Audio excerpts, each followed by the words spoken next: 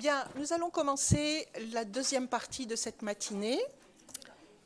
Claude Nataf ne savait plus s'il était Yaron Sour ou Claude Nataf. Moi, je suis la doublure, en quelque sorte, de Chantal Born-Benayoun, qui n'a pas pu être là, Catherine Nico, donc. Et je me fais un plaisir d'introduire cette partie de la matinée. La première partie était dominée par le Maroc, mis à part la dernière communication. Les deux communications de cette partie-ci sont consacrées à la Tunisie, donc ça fait 3 pour 3 dans la matinée, tout va bien. Le thème de la demi-matinée, c'est la question du statut politique des Juifs dans les protectorats, l'exemple de la Tunisie. Notre premier intervenant, Abdelkrim Alaghi, de la Manouba, va parler d'un résident général, celui qui a dominé la décennie d'après la Première Guerre mondiale, les années 20, Lucien Saint. Et je vais lui passer la parole tout de suite. Vous verrez que l'un des fils, j'imagine, le fil peut-être de cette matinée, c'est un peu la question de la nationalité des Juifs en Tunisie. Et évidemment, Lucien Saint est un acteur important de ce point de vue-là. Je laisse la parole à Abdelkrim. Merci, Catherine. Bon, j'ai le plaisir d'être de nouveau ici pour vous parler d'un résident général qui s'appelle Lucien Saint. Donc, Lucien Saint, au-delà de Lucien Saint, c'est la politique des résidents généraux vis-à-vis de la communauté juive. Lucien Saint, il est connu, c'est un avocat qui a fait du droit et qui a fait une carrière beaucoup plus dans l'administration préfectorale, dans diverses régions en France, pour devenir ensuite un résident général en Tunisie de 1921 à 1929. Ensuite au Maroc, qui va continuer la politique de l'IOT, et revenir en France pour être un maire de Marignac et être élu comme sénateur ayant une fonction politique. Globalement, c'est ce personnage-là. Eh bien, la période qu'il a passée à Tunis, elle est caractéristique de son personnage, qu'on va le voir. Alors, ma problématique est très simple. Je dis, pourquoi Lucien Saint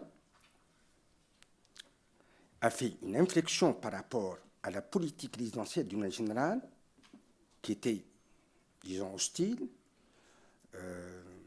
en opposition avec les aspirations de la communauté juive de Tunis. Quelle est cette inflexion qu'il a fait? Dans quel contexte il a fait de cette manière? Et quelles sont les limites de cette politique? Moi, je pense que la résidence générale en France et les résidences générales en France répondent effectivement à leur position est déterminée par les mutations qu'a connues la communauté juive de Tunisie. Milieu du XIXe siècle jusqu'aux les années 20. Eh bien, nous sommes en présence d'une période très cruciale, ce que Gramsci appelle, il y a un vieux monde qui est en train de mourir, et qu'un nouveau monde qui commence et qui tarde à apparaître. Exactement ça. Eh bien, Pierre Bourdieu, le sociologue, va confirmer cela en disant qu'il y a des nouvelles classes sociales qui ont changé. Il appelle ça le champ d'un contact humain qui s'élargit. Il y a une extension de l'espace vécu. Par là, moi, j'entends qu'il y a effectivement l'apparition d'un nouveau juif. Eh bien, cette apparition connaît une ascension sociale, une émergence, une marche vers la modernisation, l'occidentalisation et la francisation. Eh bien, ce nouveau juif a une nouvelle perception du monde, un regard vis-à-vis de la France, non comme une France coloniale, mais d'un autre côté, c'est une France, au contraire, pour ce nouveau juif qui libère les hommes, qui libère les esprits. Ce nouveau juif est fasciné par la montée en puissance de ce que Benbaum appelle les juifs d'État, c'est-à-dire les juifs qui sont parvenus au sommet du pouvoir en France, pénétrant l'appareil d'État à tous les niveaux. Eh bien, ce nouveau juif, il est séduit par l'image d'une république égalitaire, émancipatrice, une France de 89, considéré comme un temps fort de l'histoire chargée de sacralité, perçu comme la naissance d'un monde nouveau. Eh bien, ce nouveau juif, il n'est pas venu comme ça. Il est venu à la suite, il est le produit de l'investissement dans l'institution scolaire. C'est l'élément moteur, l'élément majeur de cette mutation. Eh bien, ce nouveau juif, Abdelhamid Larguessière, dans son beau papier, il a parlé de la langue française. Eh bien, effectivement, c'est à travers cette langue française, mais une langue qui a un contenu particulier. Eh bien, ce nouveau juif, à travers cette langue-là, va acquérir des compétences cognitives, techniques, humaines, des savoir-faire, des savoir-être, bref, un savoir profane qui ouvre de nouveaux horizons intellectuels et de nouvelles voies professionnelles, embrassant de nouvelles professions amenées par le pouvoir colonial et son économie, abandonnant les anciens métiers et s'adaptant aux nouveaux ancrages et aux techniques et aux valeurs de l'Occident en général et de la France en particulier. C'est ce juif nouveau à un an dans le domaine médical. Dr Elian Cohen-Adria, Dr David Salmon, Dr André Salomon Cortez, et plein de noms que le livre du Dr Lucien Moati a évoqué dans son livre La mosaïque médicale de Tunisie 1950. Mais aussi il y a d'autres noms, dans d'autres domaines, essentiellement dans le droit, dans le barreau, la première, qui fait figure de la première dame qui est avocate, non seulement en Tunisie, mais aussi dans le Maghreb, Juliette Smaja Zera, mais aussi Victor Cohen, Jacques Semema, Elina Taf, Victor Bismuth, etc., etc. Eh bien, ces noms-là s'imposent. Le barreau sur 4 bâtonniers, 300 juifs. Dans l'ordre des médecins, dans le président des sciences médicales, sur les 20 présidents, 8 sont juifs. Eh bien, ce personnage nouveau va symboliser pour moi la montée d'une élite. Mais cette ascension n'a pas saisi l'ensemble de la communauté, ni au même moment, ni avec le même rythme, ni avec le même processus. Une grande partie de cette communauté est restée étrangère aux sollicitations de l'Occident. Une grande masse des pauvres et des exclus qui sont dépeints par VL, par Danon et par Rivel dans leurs romans. Eh bien, cette élite, effectivement, va se mettre en œuvre. Elle sera à l'origine de la campagne, de 2 campagnes importantes. Une campagne pour l'extension de la juridiction française au début du siècle, en 1907, à travers le journal de la Justice, campagne qui est menée par Mardoché Smadia, par Fitoussi. Il utilise toutes les instances, la conférence consultative, le congrès colonial de Marseille 1906, le congrès d'Afrique du Nord 1908. Cette campagne va se poursuivre au deuxième moment fort avec Elina Taf pour la loi de 1923 sur la mutualisation, etc. Cependant, cette marche vers l'Occident ne fait pas l'unanimité de l'ensemble de la communauté. Il y a des gens qui ne sont pas pour. Le courant sioniste n'est pas favorable à cela. Les communistes et socialistes, la même chose, de cette manière-là. Donc, il y a à l'intérieur de cette communauté pas un consensus. Deuxième nuance à faire, même au sein de ceux qui partent vers cette marche, vers l'occidentalisation, il y a déjà un contentieux. Comment y aller?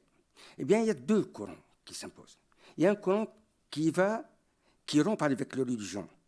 L'acculturation aux valeurs occidentales et l'émancipation vont aller jusqu'à l'assimilation et la sortie volontaire du religieux, avec une rupture progressive avec le passé. Dans son livre qui s'appelle « Le foyer singulier du juif », l'écrivain marocain Edmond Omar al-Maleh, il cite « Il s'agit de tuer l'indigène, dans le juif marocain, dans la totalité de sa personne. On pouvait sur le champ aboutir au constat d'une disparition totale de la figure originelle et décider de retrouver tout avis de recherche. » Eh bien, pour ce courant, la France symbolise la naissance d'un État. Or, l'État, elle transcende par la citoyenneté toutes les formes d'appartenance particulières, qu'elles soient ethniques, religieuses, culturelles. C'est ce principe de la citoyenneté auquel l'élite juive a adhéré, consacre la rupture fondamentale avec le principe religieux de l'Ancien Régime. Mais nous assistons ainsi à un déplacement du centre de gravité du religieux vers le profane, de l'introversion au sein de la communauté religieuse à une libéralisation par rapport aux contraintes traditionnelles. Face à cela, un deuxième courant, tout à fait le contraire de cela. On va vers la France, on va vers l'Occident, on marche vers ces valeurs-là avec nos traditions, nos coutumes, nos statuts particuliers spécifiques judaïques. Il n'est pas question que cela.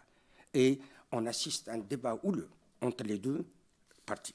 Alors, face à cette ascension, face à cet ascenseur social qui a mis en scène ce nouveau juif, eh bien, la résidence générale va y répondre, va réagir à cela. Eh bien, contrairement à ce qu'on sait, je suis obligé de dire que, globalement, d'une manière générale, l'attitude de la résidence générale face à la montée et à l'apparition de cette émergence, de cette nouvelle élite, elle est négative. Elle est hostile, elle est haineuse, voire elle est antisémite. Je dis ça. Je vais vous dire quelques citations des résidents généraux que je viens de les prendre, etc. Donc, d'une manière générale, les autorités françaises cherchent à encourager, à protéger l'installation d'une colonie française. Elles s'inquiètent de la place que prendraient les Juifs s'ils devenaient français et considéraient qu'ils envenimaient leur relation avec le pouvoir colonial, qui va forcer aussi la population musulmane. Donc, sur ce point, la politique française à l'égard des Juifs ne va pas changer jusqu'à la Première Guerre mondiale, où, avec Louis XVI, va avoir une inflexion. Déjà en 1895, fin du XIXe siècle, le résident général René Millet écrit « Il est inutile d'insister sur les inconvénients multiples, sur les dangers même que présenterait l'adoption de semblables mesures, c'est-à-dire la juridiction française. Ce n'est pas au moment où l'Algérie souffre des conséquences que les partis politiques ont su tirer du décret Crémieux.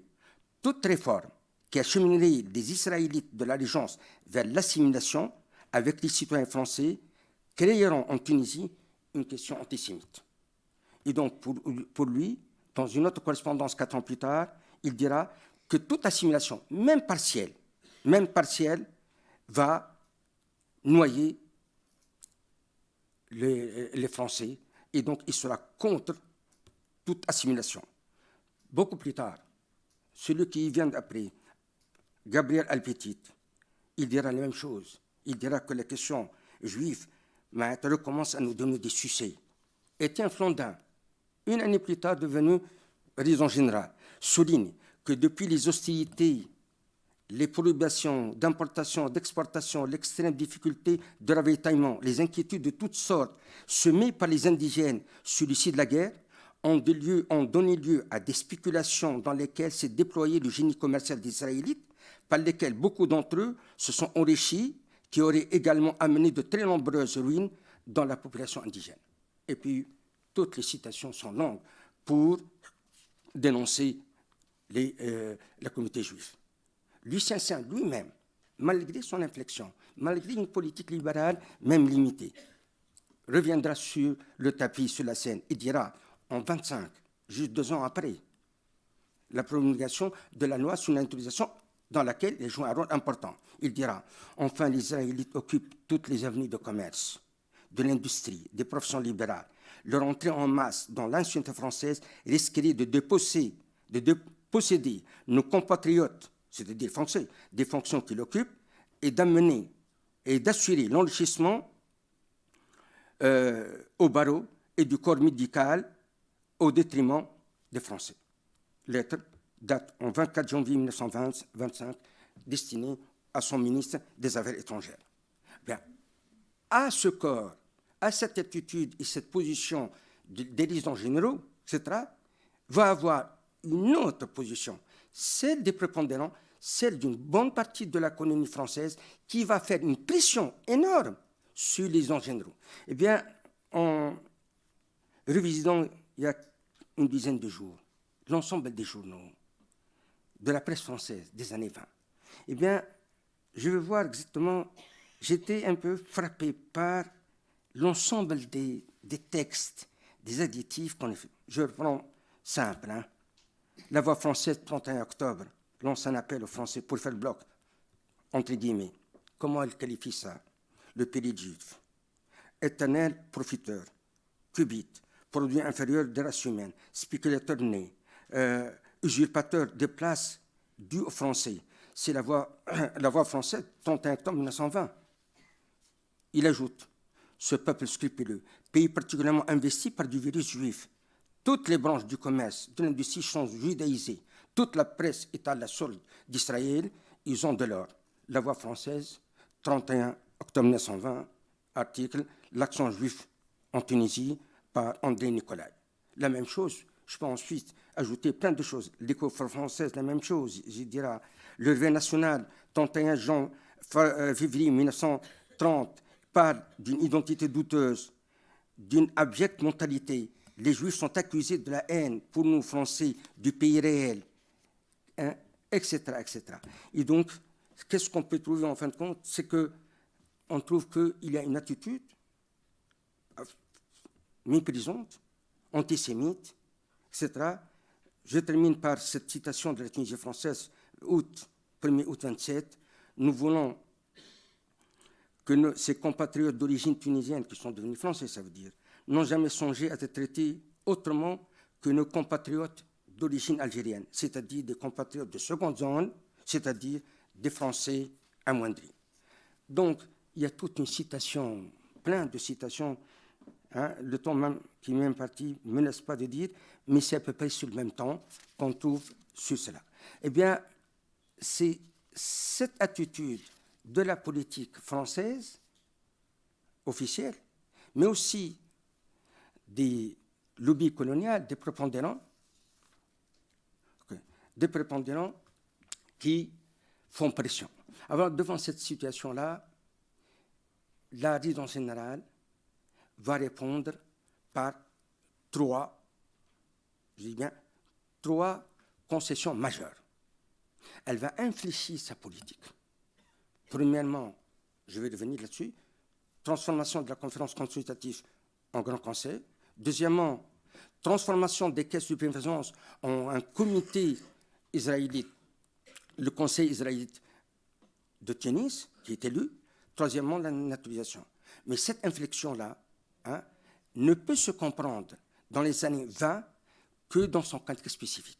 Le contexte spécifique de cette époque-là, il est caractérisé par trois éléments majeurs.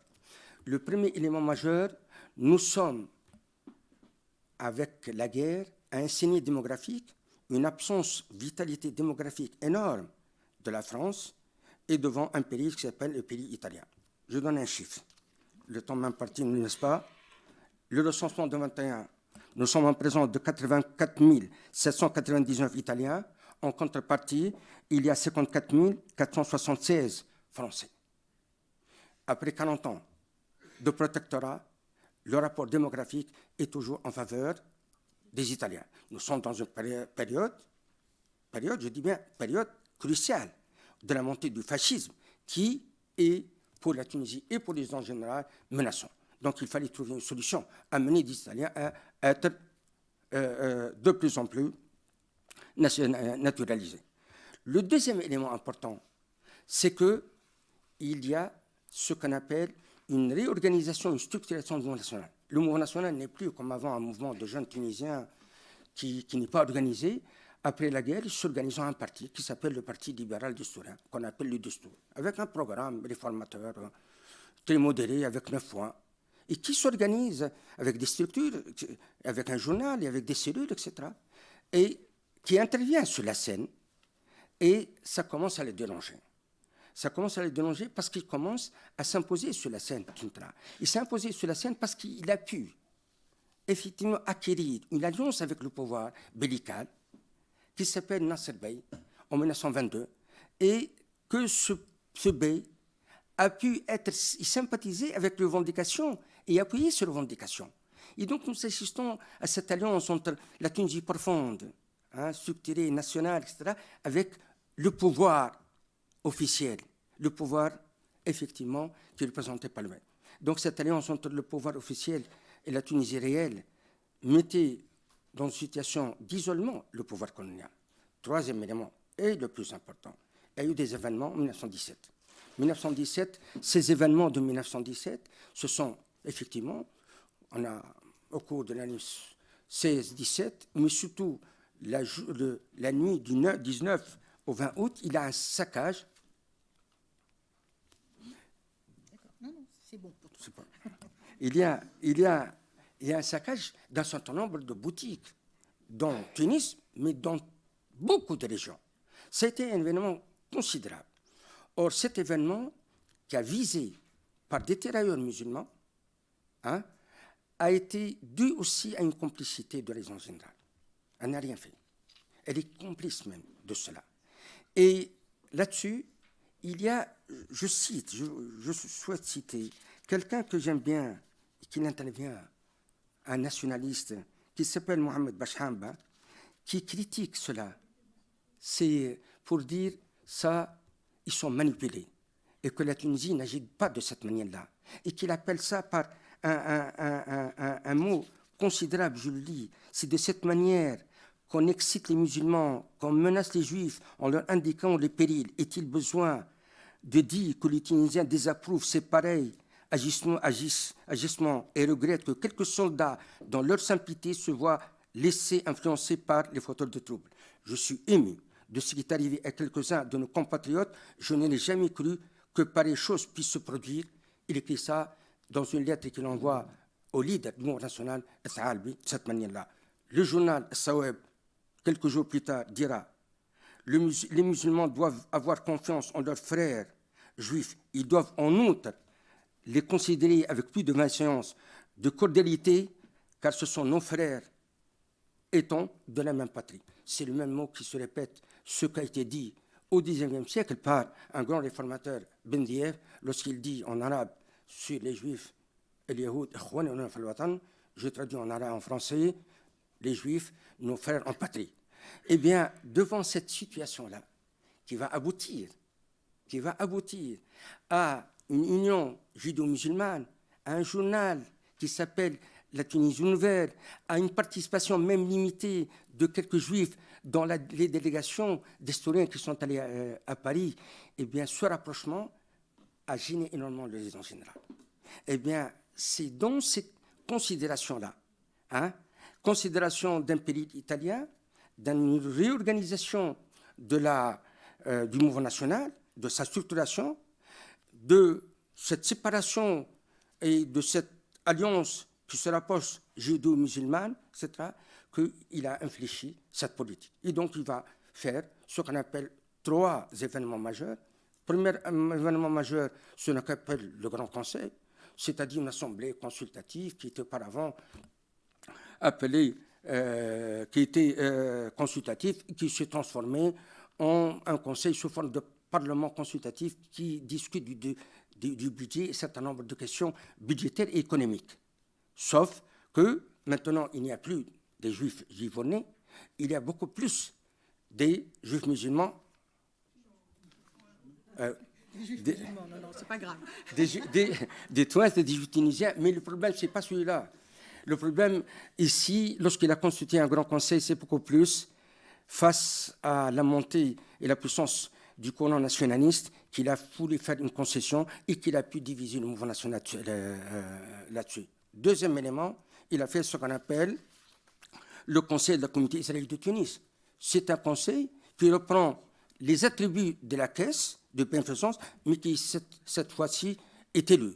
Eh bien, ce conseil, pour moi, il symbolise l'affaiblissement d'un leadership de notabilité religieuse, qui a été restreint par les prérogatives imposées par la colonisation, mais qui n'a plus les moyens, comme avant, de résister à son déclassement. Eh bien, celui-là a été le lieu, je dis bien le lieu, de débat politique entre différents courants. Même si c'est cultuel, même si c'est de bienfaisance, même si c'est charitable, et nous assistons durant une vingtaine d'années à des disputes réelles pour le contrôle de cette caisse entre des courants sionistes, assimilationnistes, conservateurs, traditionnistes, etc. Et deuxième moment le plus fort, c'est la naturalisation. Eh bien, il va mener une politique. Je dis bien une politique. Eh bien, cette politique, elle sera beaucoup plus libérale, moins restrictive qu'avant. Dans un même texte, décembre 20, décembre 23, on va rassembler l'ensemble des textes, 1910, 1914, pour être beaucoup plus souple. Sauf que cette naturalisation reste toujours, elle est sélective et limitée. Je donne un exemple simple. Le bilan dans les années 1930, 5695 juifs touansins qui ont la nationalité. Ça veut dire 10%. La même chose pour les Libanais, il va le dire tout à l'heure, etc. C'est que c'était très peu. Dans les années 30, au contraire, on va assister à une chute de plus en plus du nombre de dénaturalisés. Alors, pour conclure, parce que c'est beaucoup plus long le texte, je conclurai en 2 mots. Eh bien, en fin de compte, le bilan qu'on fait, c'est un bilan mitigé, timide. Il y a ce qu'on appelle, au sein de la Troisième République, un courant qui traverse, un courant droite, d'extrême droite, qui traverse tout le long et qui a des implications en Tunisie, à Tunis, avec les gens généraux, y compris avec Lucien Sien, malgré son ouverture, etc. Et qu'on va trouver cette parole forte à Vichy, pas à Vichy à Paris, à Vichy à Tunis, avec la prévenance, sur les mêmes attitudes, les mêmes positions. Toutefois, même si n'ont pas eu tous le bénéfice de cette transition, une bonne partie de cette élite ascensionnelle, émergente, est dedans. Elle est dedans, elle est dans la cité française. Elle est dans la cité française par l'adoption de la langue française, par les goûts, par les objets, par les valeurs de la culture française, etc., par les habitudes vestimentaires, par les goûts culinaires, par les changements de prénoms, par le mobilier, par le décor domestique, par toutes les nouvelles formes de sociabilité, les cafés, les restaurants, les spectacles, etc. Donc, ils sont dedans. Alors, qu'est-ce qui reste? Il reste que c'est le temps et l'histoire feront l'œuvre ensuite de cela. Je vous remercie.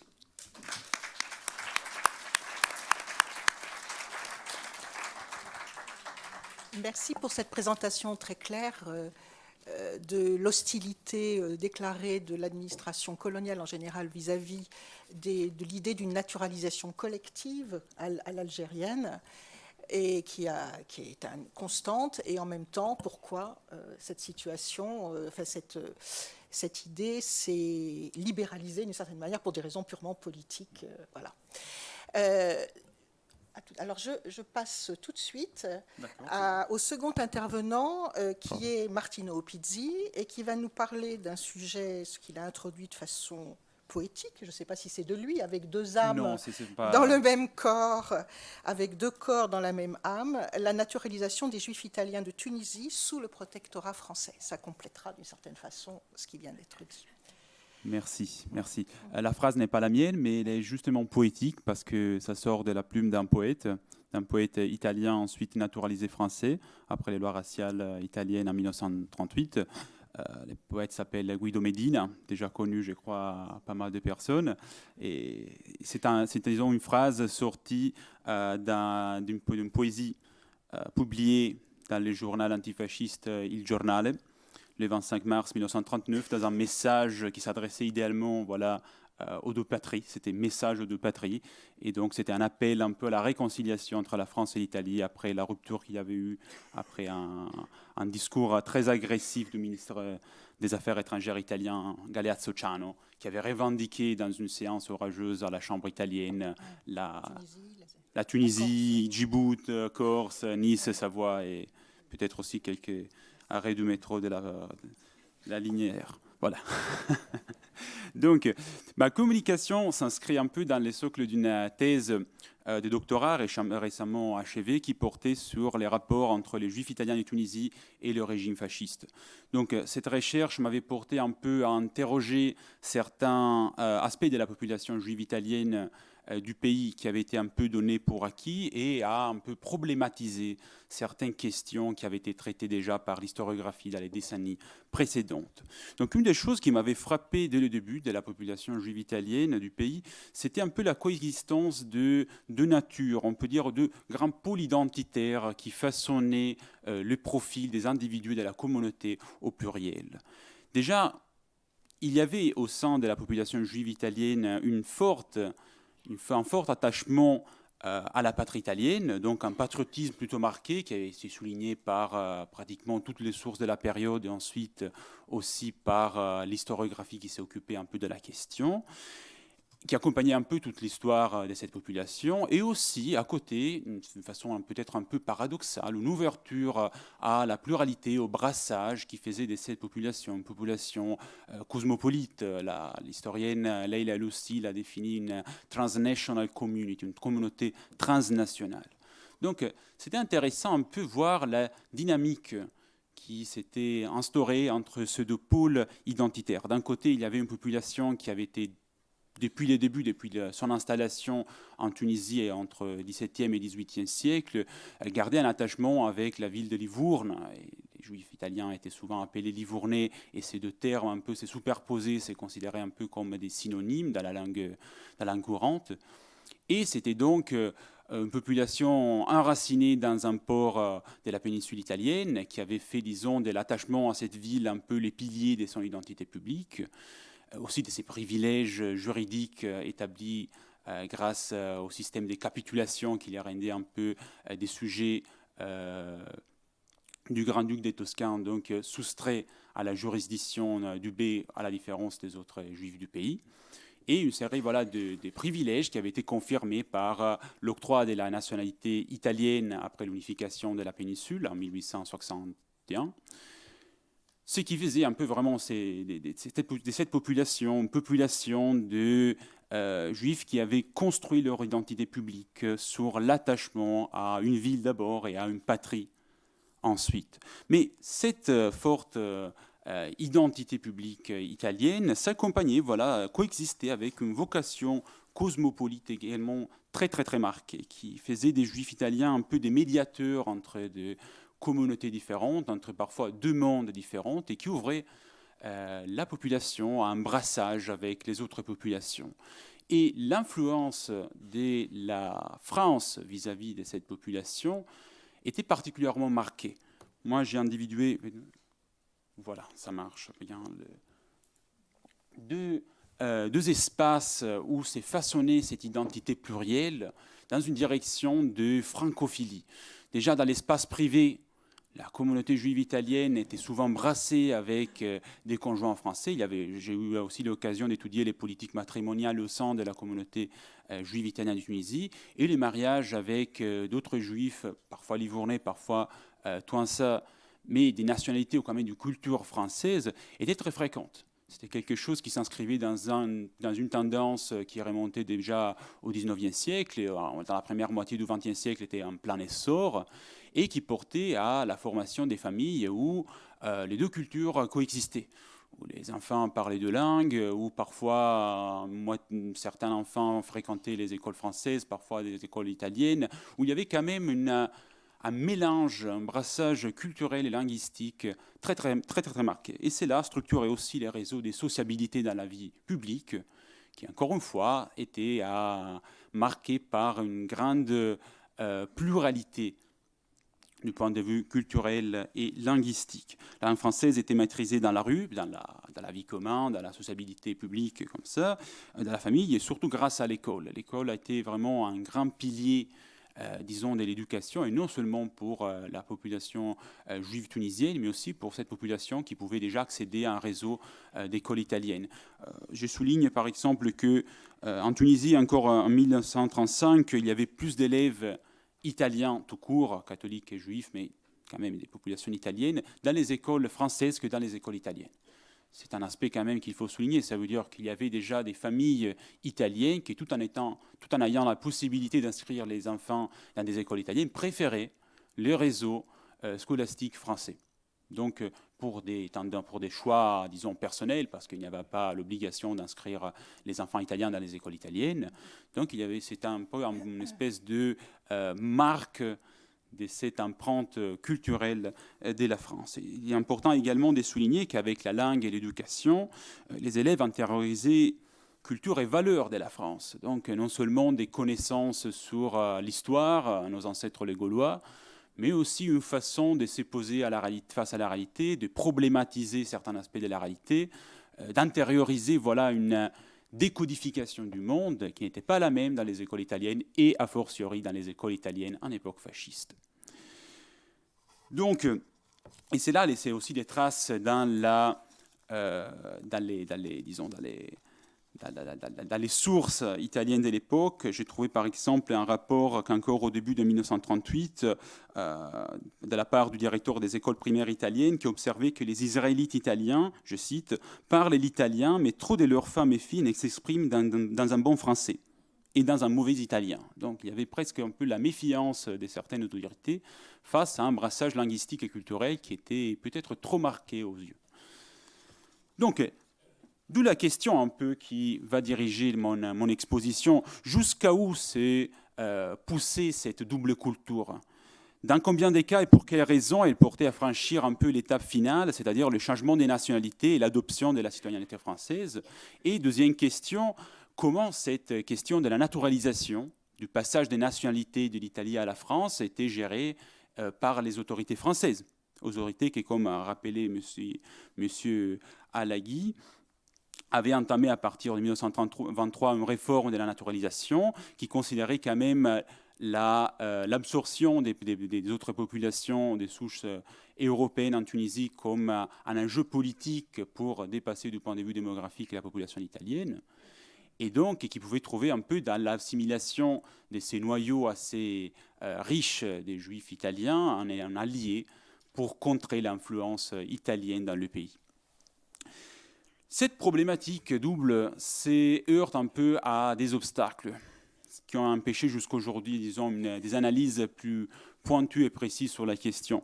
Et la problématique majeure, c'est le manque, l'absence presque complète des statistiques officielles. La résidence de France en Tunisie dressait toujours des statistiques tous les 4-5 ans, grosso modo, à partir de 1921, mais qui divisait la population européenne par nationalité, pas par religion. Donc on ne trouvera jamais un classement qui divise entre Italiens catholiques et Italiens juifs, ou Français catholiques, Français protestants, Français juifs. Ce qui rend pratiquement impossible de s'adresser à des sources officielles de la résidence pour dresser des statistiques, comme par exemple a fait Paul Sebag dans son remarquable ouvrage. Et donc, en absence de données précises, le jugement sur la position des Juifs italiens à l'égard de la France et à l'égard de la question des naturalisations a laissé un peu le champ libre à la prolifération d'une série de jugements qui se sont fondés surtout sur un principe ni prouvé ni réfuté, et donc donné pour acquis, d'une prétendue imperméabilité de la population juive italienne à la naturalisation. Ce qui allait de pair avec l'affirmation que les Juifs italiens de Tunisie étaient un peu le fer de lance de l'italianité, qui donc étaient solidement patriotes, fidèles à l'Italie, attachés à leur nationalité et nullement disposés à la changer pour se faire naturaliser. Donc ces deux aspects apparaissaient un peu comme les deux faces complémentaires de la même médaille. Et c'est un jugement, disons, qui est omniprésent dans les productions documentaires de l'époque, à la fois dans les documents officiels sortis de la résidence ou des autorités italiennes, et des premiers ouvrages un peu d'analyse sociale et politique de la population italienne, qui marquent toujours un peu la méfiance des élites italiennes, et en particulier des juifs, face à la naturalisation. Dès qu'on lit par exemple les livres de Gaston Lotte ou de Charmant Chicourt, entre les premières décennies du XXe siècle, on tombe toujours sur des appréciations particulièrement méfiantes vis-à-vis des juifs italiens, qui sont à leur égard un peu super attachés à la citoyenneté italienne et nullement disposés à se faire naturaliser. Et ces jugements ensuite ont été repris par l'historiographie, qui a un peu répété cette espèce de cliché des juifs italiens comme ultra-patriotes, et qui était paradoxalement partagé aussi par les observateurs italiens fasciste à la fois qu'antifasciste. En fait, c'est un aspect particulièrement intéressant, cette vision des Juifs italiens comme ultra-patriotes et imperméables à la naturalisation, mettait tout le monde d'accord, en fait. De la part du régime fasciste, on soulignait souvent le patriotisme des Juifs italiens pour démontrer le succès de la politique de Mussolini, d'imposition d'un patriotisme qui effectivement avait eu du succès, et de la part des antifascistes, souligner le patriotisme des Juifs italiens était un argument polémique, par exemple après 1938, pour démontrer l'inutilité des lois raciales qui étaient complètement irrationnelles, qui frappaient une population qui était déjà attachée à l'italianité et qui avait donné toujours preuve de fidélité à la patrie. Donc, ces leitmotifs, disons, a un peu guidé mon enquête, à partir d'une source, je crois, jamais exploitée auparavant par rapport, disons, à la problématique touchée, qui était un peu les dossiers... Pardon, je suis passé... Voilà, j'ai du mal à gérer un peu le passage des fiches, voilà. Qui étaient les dossiers des naturalisations. Alors, plus que les dossiers des naturalisations, c'est que j'ai interrogé par ma recherche aux archives du ministère des Affaires étrangères à la Courneuve, c'était les bordereaux d'envoi des dossiers de naturalisation. Donc, il n'y a pas au ministère des Affaires étrangères les dossiers complets qui sont conservés à Pierrefitte, mais il y a quand même un fonds qui, disons, qui contient les traces du passage de ces dossiers de la Tunisie à la France et qui donc est plus facile à accéder, qui permet quand même de faire une enquête diachronique tout au long de l'entre-deux-guerres, aussi pour la période après la Seconde Guerre mondiale, et qui donc permet d'approcher ces genres de sources d'un point de vue quantitatif. Donc, ce qu'on trouve aux archives des ministères des Affaires étrangères, c'est plutôt, voilà, on l'entend mieux comme ça, parce qu'ils m'ont dit de ne pas trop approcher. Ça va très bien. Ça marche comme ça, très bien. D'accord. Ce qu'on trouve, ce sont voilà, des bordereaux, donc des traces parfois assez complètes que la résidence a envoyées au ministère des Affaires étrangères. Là, par exemple, il y a une demande de naturalisation résumée par les contrôleurs civils de Tunis, qui est plutôt complète. Là, c'est les premiers papiers, mais le dossier se compose de 3 à 4 papiers. Là, dans les deuxièmes cas, il y a dans les cas un peu plus fréquents et moins riche, qui est tout simplement un récépissé d'envoi d'un dossier qui nous renseigne sur la nationalité et sur le nom et prénom de la personne impliquée, qui nous permet quand même d'attribuer avec plus ou moins de sécurité l'appartenance à la population juive livournaise, et qui permet donc un peu de dresser une base de données et de regarder les tendances, les rythmes des naturalisations de la population juive italienne de Tunisie pendant l'entre-deux-guerres et pendant l'après-guerre. Et donc, à partir de cette source, j'ai construit une base de données qui ensuite, j'ai pu un peu interroger selon des angles différents. Là, par exemple, pour la période de l'entre-deux-guerres, les bordereaux de dossiers de naturalisation ont permis quand même de révéler une réalité beaucoup plus dynamique de celle qu'on avait pensée. L'idée, disons, parfois restituée par les sources de l'époque, c'est d'une population imperméable aux naturalisations jusqu'à 1938, jusqu'à l'émanation des lois raciales de la part d'Italie, et ensuite une naturalisation des masses vers la France. Ce qu'on observe, c'est ni l'une chose, ni la chose... ni l'autre, en fait, parce qu'on observe déjà un nombre plutôt important des naturalisations, un nombre qui compte grosso modo 320 demandes entre 1923 et 1940, en comptant aussi les enfants mineurs impliqués dans les demandes de naturalisation des parents, et qui donc avaient la nationalité italienne. On arrive jusqu'à 420 personnes, grosso modo, envisagées, et je souligne qu'il s'agit quand même d'une sous-estimation, qui ne tient pas des comptes, par exemple, des dossiers perdus, des dossiers qui n'ont pas laissé des traces, des dossiers qui n'ont pas abouti, par exemple, ou des dossiers tout simplement que je n'ai pas individués comme dossier émanant d'un juif ou d'un juif italien de Tunisie.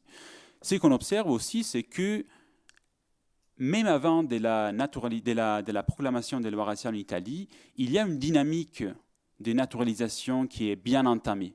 Il y a déjà une tendance dans la population juive italienne à se naturaliser, qui donc n'est pas directement impliquée dans les lois raciales. Et par contre, on observe qu'après les lois raciales, il n'y a pas une migration des masses, disons, vers la France. Il y a une attitude beaucoup plus prudente qui porte certaines familles à choisir la nationalité française, mais qui porte la pluralité des familles, grosso modo 9 familles sur 10, à rester italiennes tout en étant éloignées du régime fasciste.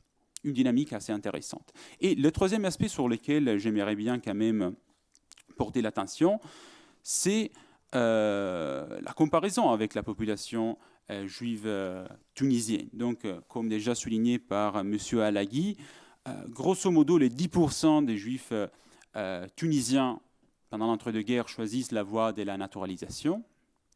Et c'est des chiffres similaires qui sont calculés pour l'ensemble de la population italienne, juive italienne de Tunisie, qui était calculée autour de 4 000, 5 000 unités pendant l'entre-deux-guerres, et qui donc permet d'estimer, disons, le passage à la nationalité française de 10%, entre 9 et 10% de la population. Donc ce sont des chiffres très similaires qui nous portent d'un côté à réinterroger l'influence de la culture française au sein de la population juive italienne et Tunisie, et de l'autre à réévaluer aussi le poids des courants de pensée opposés à l'assimilation, donc notamment le sionisme et le traditionnalisme, au sein de la population juive tunisienne.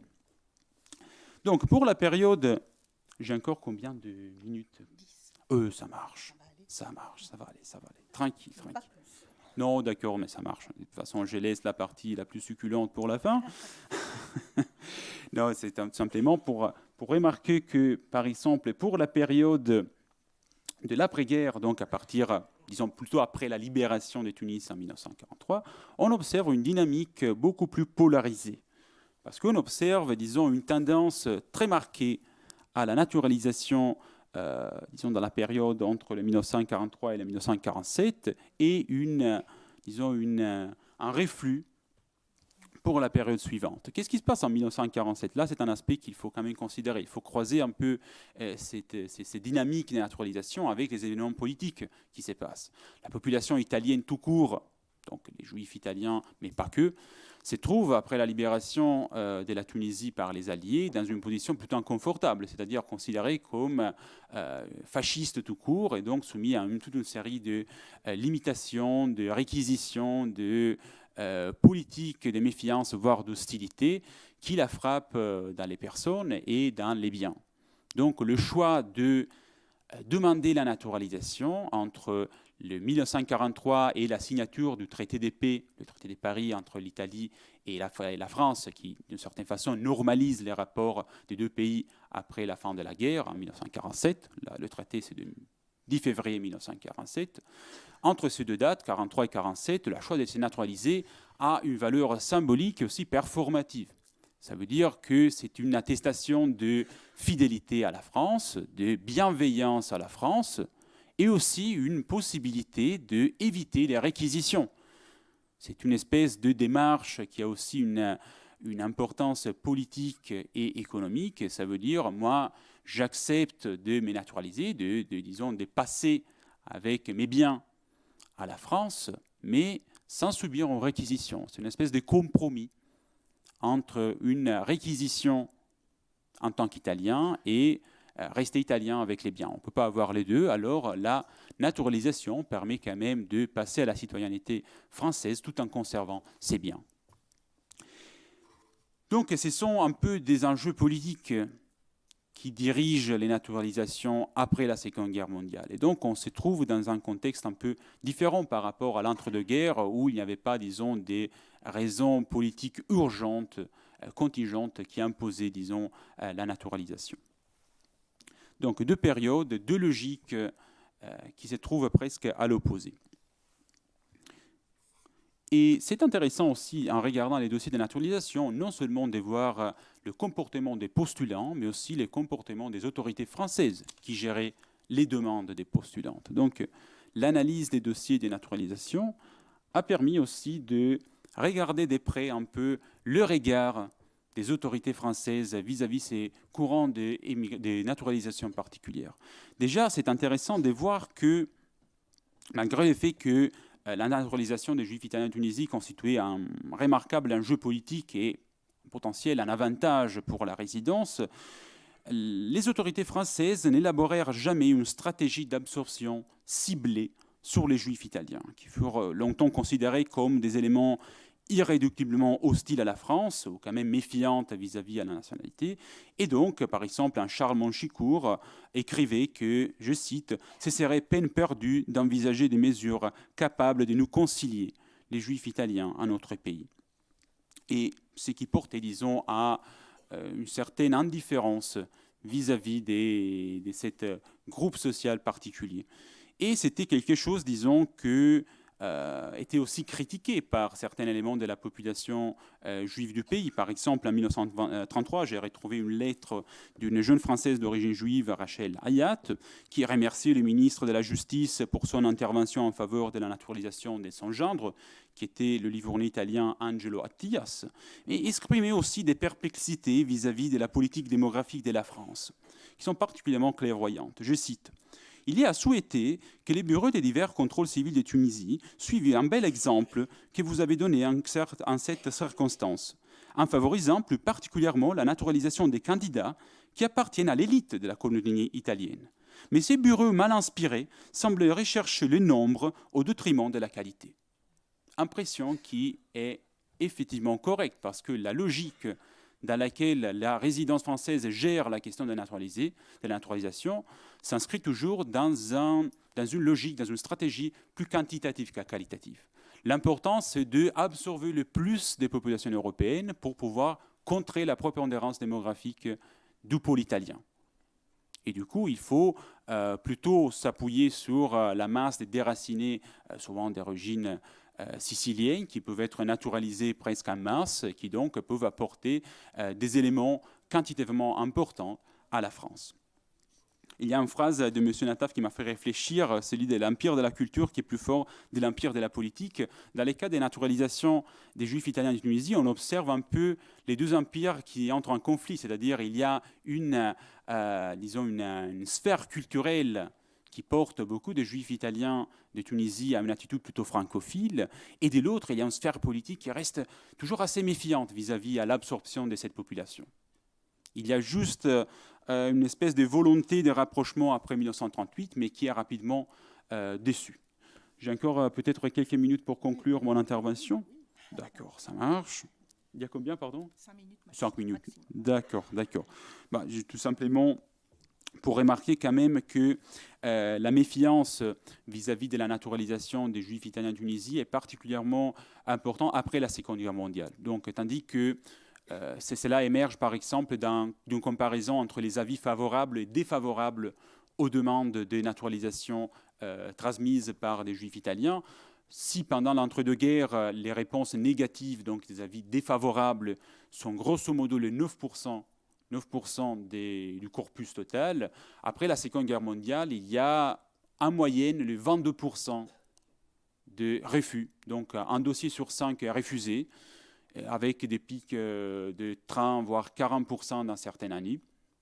Ce qui montre un peu que l'image publique des Juifs italiens de Tunisie après la Seconde Guerre mondiale était une image encore de population qui était restée fidèle à l'Italie, même après l'émanation des lois raciales, et qui donc était quelque chose à regarder avec méfiance.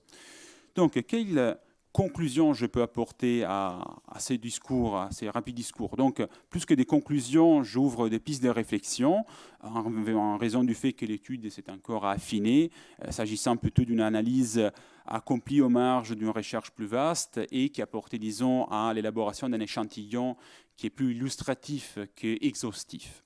Donc, de toute façon, je voulais partager avec vous certaines réflexions qui avaient un peu guidé mes conclusions finales.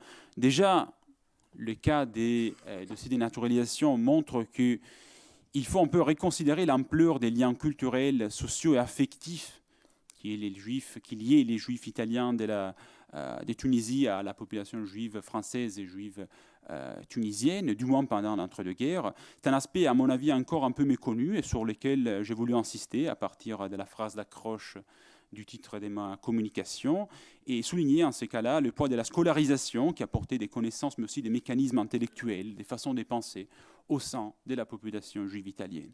Ensuite, à mon avis, ce serait un bon exemple pour réévaluer la complexité des identités des acteurs dans un contexte colonial où les sollicitations culturelles étaient nombreuses, étaient plurielles, voilà, hétérogènes, souvent contradictoires, et chaque acteur un peu façonnait son appartenance d'un côté au prisme de ses sentiments personnels, mais aussi sous la pression des nécessités pratiques et contingentes, comme par exemple pendant l'après-guerre pour la naturalisation des Juifs italiens de Tunisie.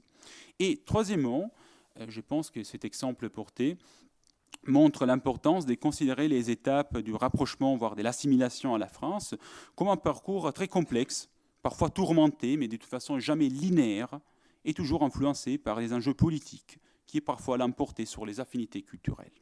Donc pas de déterminisme, et comme encore une fois rappelé par M. Nataf hier soir, l'histoire est un événement permanent, donc fait des rendez-vous manqués, des convergences ratées, des tensions, d'incompréhension, et jamais des linéarités. Je vous remercie.